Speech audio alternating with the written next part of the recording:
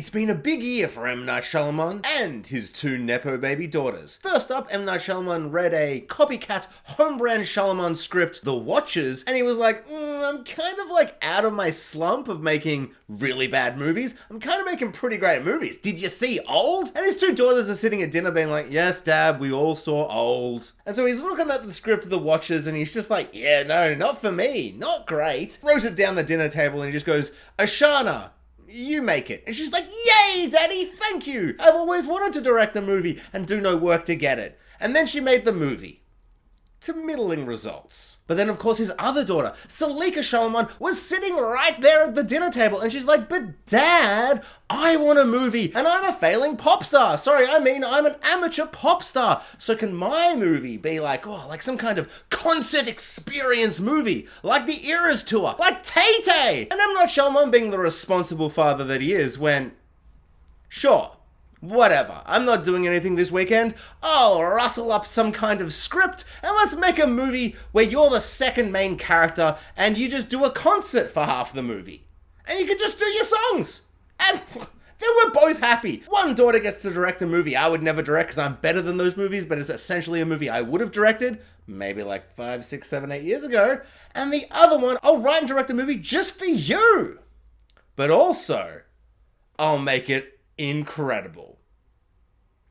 Mostly. And so just like that, M. Night Shyamalan's newest film that he wrote and directed, Trap, was born. I don't know what you're thinking. Wow, were you some kind of fly on the wall watching that dinner table conversation? That felt like I was there. You painted the perfect picture. A picture of something that definitely happened. Yes, I was a literal fly on the wall. I anamorphed into a fly and observed the Shyamalan family at the pivotal moment he Nepo Babied all over his children. That sounds way worse. I didn't mean that. I don't know what that sounds like, but it doesn't sound good. That's not what I meant. I don't mean to imply M. Night Shyamalan is anything like whatever that is. All I'm saying is he's a very loving father, and it warms my heart. It's just, it fills me with joy that he loves his children so much and that he can give so much. And letting them make their own feature films and making them star in feature films that he's made specifically for them and pairing them off against incredibly A-caliber, A-star, A-tier actors like, say, I don't know, a Josh Hartnett, who might be giving his career best performance, and you're pairing them with your daughter, and it's jarring because, honestly, pretty good singer. There's a lot of songs in this movie. There's a lot of pop music songs. And honestly, I was kind of digging it. I was like, hey, this is no Miley Cyrus or Billie Eilish. This is pretty good though. Like, it's definitely not top tier, but like B+, pretty good. I love pop music though. It's like one of the main genres I listen to. So maybe like I'm biased. It's just the type of music I like listening to, but I was pretty impressed.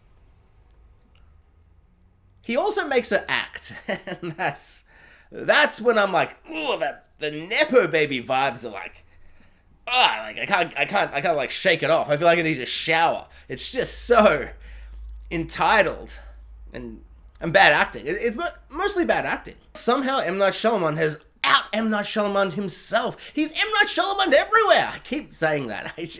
I'm excited. The movie was, I don't know if it was good, but it was something. I feel like it's so M. Night Shyamalan-y because it's so good and so bad all at once, all kind of mixed up into this one big just mess of a film. And it was exhilarating to experience in the cinema.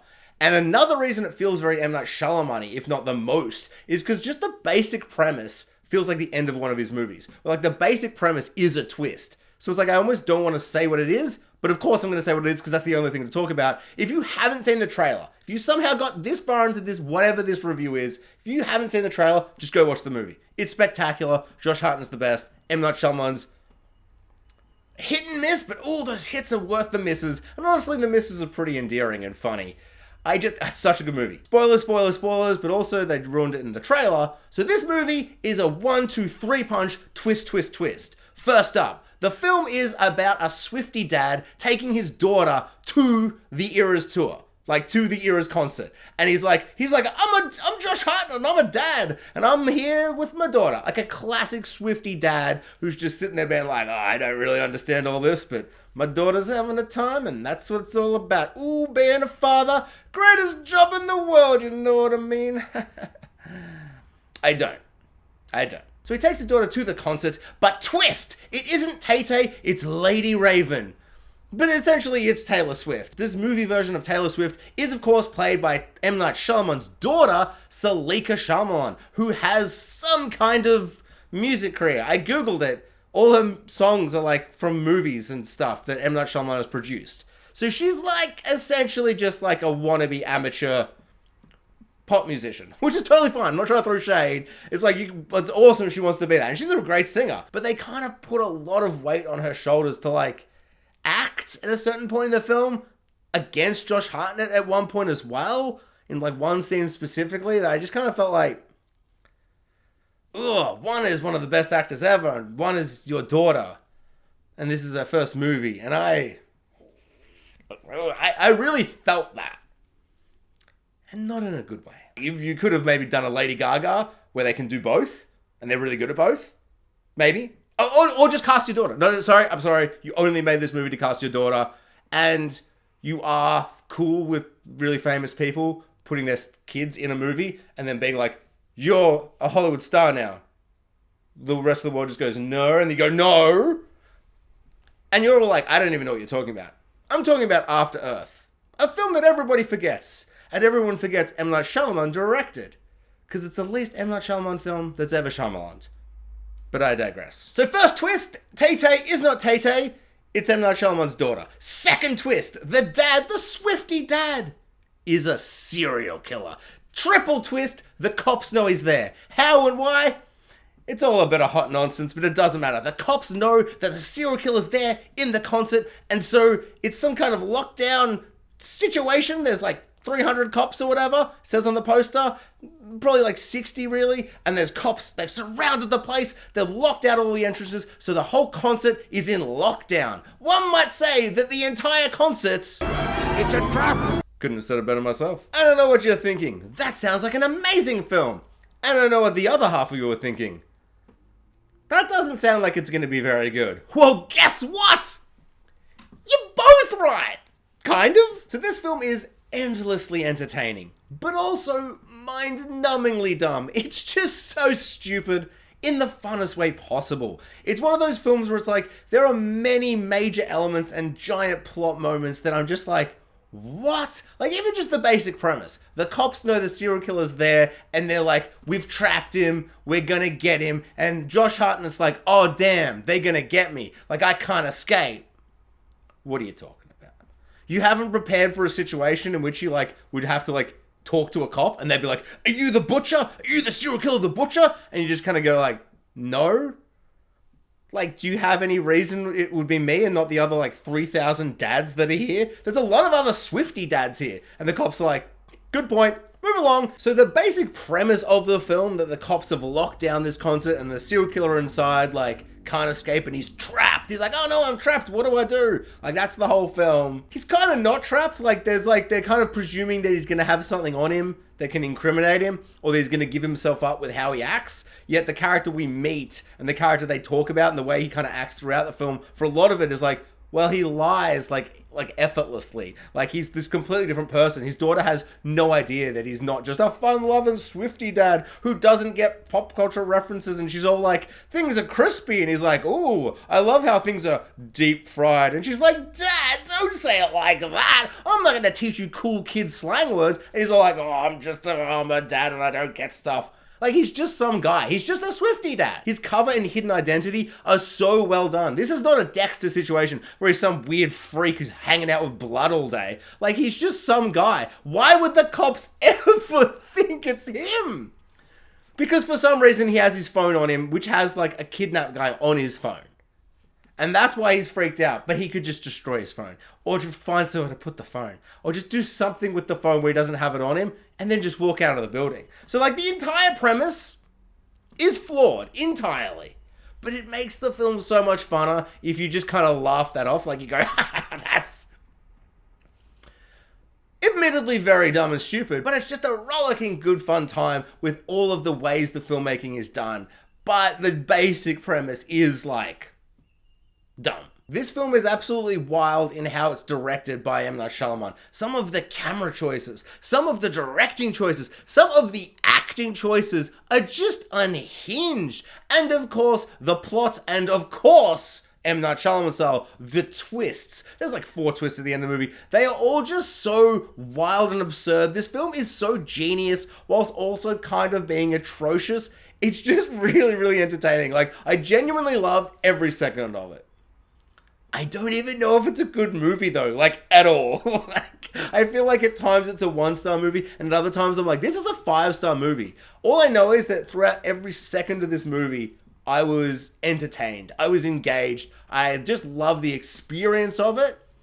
But I have so many like, why did that happen? But I feel like, I don't know, you just gotta kind of laugh with it, have fun with it. So Josh Hartnett is the star of this film. He's the lead, and he absolutely carries the entire film on his shoulders. He's exceptional. He's so entertaining. He does so much great acting with his face, just facial expressions all over the place while in the concert and while running about the corridors of the concert building. He does a really great job in the dual role of like, I'm just a lovable Swiftie dad, and the other part of him like, I'm a serial killer and I'm trying to slip out of this trap. And it's just so good. Like, it's honestly maybe one of his best roles I've ever seen him in.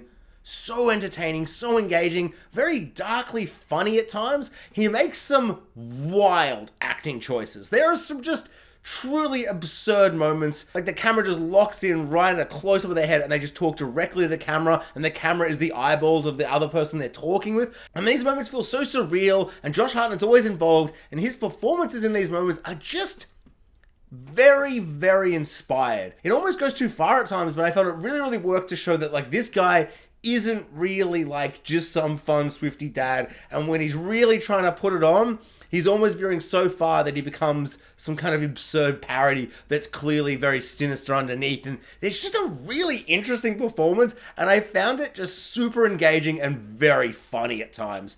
But just, yeah, the whole film, I'm just like, man, I want to see how this guy tries to get out of this trap. And that's the film, and so in that way, this film is a 200% success. But it's not, because there's dialogue in this film, and oh boy, does M. Night Shyamalan love to put dialogue in his film that's bad. I feel like this is where a lot of people come to like an impasse, like a crossroads, a fork in the roads when it comes to M. Night Shyamalan's films, especially like the back half, or most, like probably 10 of his 16 movies, is that like the dialogue is kind of goofy and on the nose and very dumb. But I find it very funny. Like, the first thing Josh Hartnett says in this movie, he's just like, oh, no, I'm not going to run a red light trying to get to the concert faster. I don't break the law. Do you get it? Because he's a serial killer. Just in case you didn't get it. Just in case you didn't understand what kind of fun duality juxtaposition. It's something. All I know is it's dumb, it's obvious, and I bloody love it. But I can also understand why you hate that kind of stuff. Also, the convenience of this film, like at one point there's like a plot device that kind of kicks in, and the convenience of it is, oh boy, endlessly entertaining and funny. Or infuriating and mind-numbingly dumb. In a bad way. This film is just so like, it's giving you what you want, or it's giving you everything you don't want from a movie like this. But I feel like at this point, you kind of know what Shyamalan does with a movie. He Shyamalan's all over the place! But not like that, don't get weird. So this film's script is just classic Shyamalan. I find it very, very funny and interesting, and like Josh Hartnett plays a serial killer, and the cliche things they do with his serial killerness, like when it kind of gets into a bit of like the lore and mythology of his character and stuff. It's almost endearing how quaint it is. It's like, he's got those kind of problems, does he? Classic serial killer. It's so PG-13. It's a bloodless affair. But I don't know, I find it endearing. I find it very charming and funny. It really just comes to your sensibilities. But also, like, I love like an intense like mind hunters situation or whatever. We're like, oh no, serial killers, ooh, scary. Whereas this, it's almost like, oh no, how's this serial killer gonna get out of this one? And you're not really weighed down with the actual kind of concept and idea of a serial killer.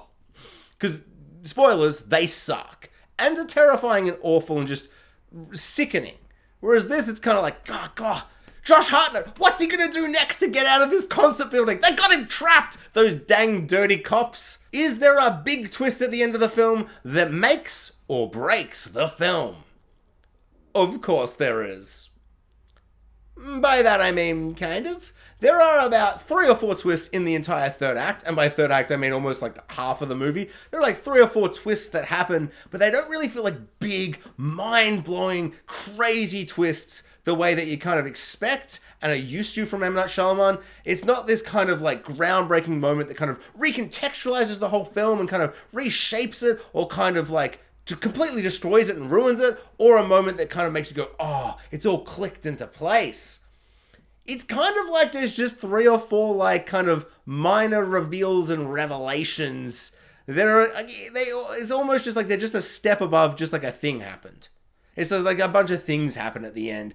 And I guess you could kind of like be like, I guess that's a twist. And maybe it's just because it's M. Night Shyamalan. I'm like, was that the twist? And then like 2 minutes later, I'm like, oh, so that's the twist. But they're just plot points. Minor plot points that you might not see coming if you weren't thinking about it much. But if you kind of thought about it for like 1 more second, you probably would have gone, oh, this is probably going to happen. So I don't even know if they're twists or M. Night Shyamalan's just kind of, I've just lucked into that with him where I'm like, where's the twist, baby? Where's the twist, M. Night? I feel like the whole third act didn't really it wasn't the thing I wanted from the film.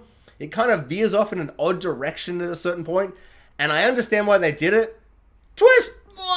But I am also like, I kind of wish it hadn't done that. So in conclusion, should you see Trap in the cinemas? Well, let me just say this.